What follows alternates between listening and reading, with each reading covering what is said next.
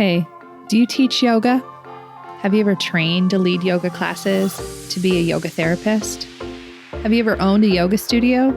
Maybe even just wondered what it was like for the women and men up there in front of the room on their mats, leading you through endless Surya Namaskars, down dogs, and pranayamas galore? Well, these are their stories, and mine. I'm Rebecca Sebastian, a 20-year yoga teacher, 10-year yoga therapist, yoga studio owner, and co-founder of a yoga-focused nonprofit. I've done a lot in the yoga world over the last 20 years. Pretty much everything except had a water cooler. You know, a place to share stories, talk about struggles, successes, and find other people who do the same thing that I do.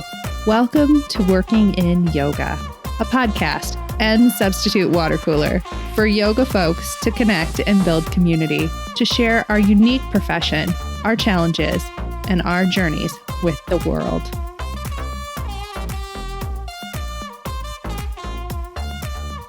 Hey friends, welcome to Working in Yoga.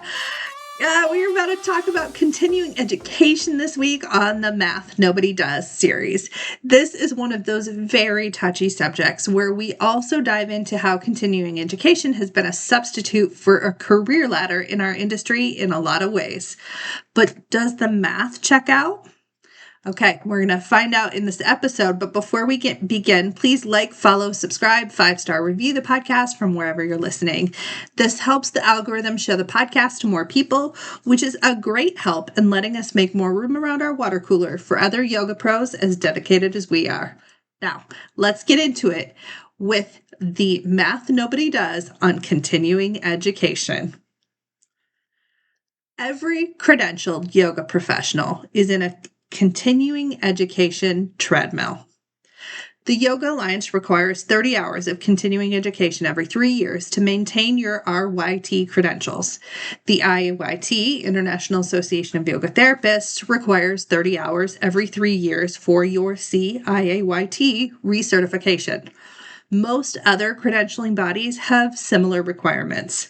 The framing is always the same. Continuing education keeps you current, develops your skills, deepens your practice, makes you a better teacher, all of which can absolutely be true. What nobody has done is the math on what that treadmill actually costs over the course of your career.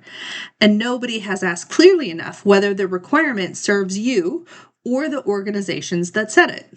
Today, we're going to do both. The continuing education requirement is framed as professional development, as a commitment to excellence, as the mark of a serious practitioner who is dedicated to growing their skills. And continuing education can absolutely be those things. A well-chosen workshop, a deep dive into an area of specialization, training with a teacher whose work genuinely advances your practice. Those are real investments that return real value. But the requirement is not structured around the professional development that would most benefit you. It is structured around hour accumulation, 30 hours every 3 years, any qualifying hours from any approved provider, which means the CE market, continuing education market, has been built to serve the requirement, not the practitioner. There's an entire ecosystem of CE providers, workshops, and online courses that exist specifically because credentialed yoga professionals need hours. The quality varies enormously. The relevance to your specific practice varies enormously. The price does not vary nearly as much. The requirement creates a captive market, and yoga professionals are the one paying it. So let's build the cumulative cost. 30 hours of continuing education every 3 years. A typical CE workshop or training runs $200 to $500 for a weekend intensive, $50 to maybe $150 for an online course. To accumulate 30 hours, most yoga professionals attend 2 to 4 CE events per cycle, so per every 3 years, depending on the format, and hour count each of the offerings. At an average of $300 per event across 3 events per cycle, that's $900 per 3-year cycle. Over a 30-year career, which is not an unreasonable timeline for a committed yoga professional, I've been in this 25 years, that's 10 cycles or $9,000 in continuing education costs at conservative estimates. Add travel and lodging when CE events require it. Many of the most valuable trainings are not available locally. A single residential continuing education training with travel costs can run $1,000 to $3,000 all in. Add the time cost. 30 hours of CE time plus travel time is realistically 40 to 50 hours per cycle of your professional life. Over a 30-year career, that's 400 to 500 hours, the equivalent of 10 to 12 full work weeks spent on continuing education. So now let's look at what it returns. This is where the math gets kind of uncomfortable.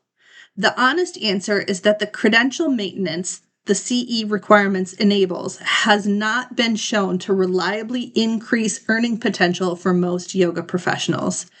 Maintaining your RYT credential does not guarantee that you will be paid more than an uncredentialed teacher in most studio markets. The CIYT credential does not open clinical employment doors that were implied when the CE requirement was designed. The primary financial return of CE spending is on the maintenance of a credential whose financial value is itself uncertain. That's not nothing. Credentials matter for professional identity, for certain client markets, for teaching in specific institutional settings, but it is significantly less than the implied promise of the requirement that investing in your professional development will return commensurate professional opportunity. So here's what this means for how you approach continuing education. First, be intentional. The requirement is 30 hours. How you accumulate those hours is largely up to you. Choose continuing education that actually advances your practice and your earning potential rather than CEs that are convenient or cheap. The hour requirement is the floor, not the ceiling, but it should not become a spending obligation divorced from your actual professional development needs. So take those into consideration first. Second, be skeptical of the continuing education marketplace.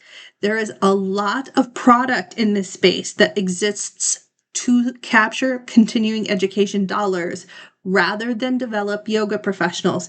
And remember, there's a difference. So ask what a training will actually add to your practice and your income before you spend money on it. And third, ask the harder question collectively.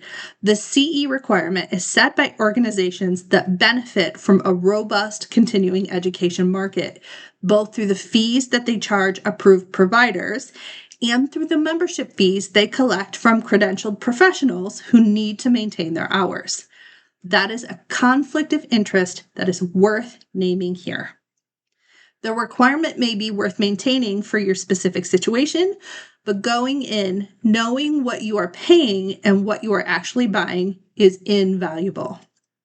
So your professional development matters. Professional development in general matters, and we are lacking good professional development in the yoga space. But make sure what you're spending on for continuing education is actually developing you, not just maintaining a number. Okay. That's it for this week's The Math That Nobody Does. I am so grateful that you're here with me listening. There are 3 more episodes in this series before I start another series in August.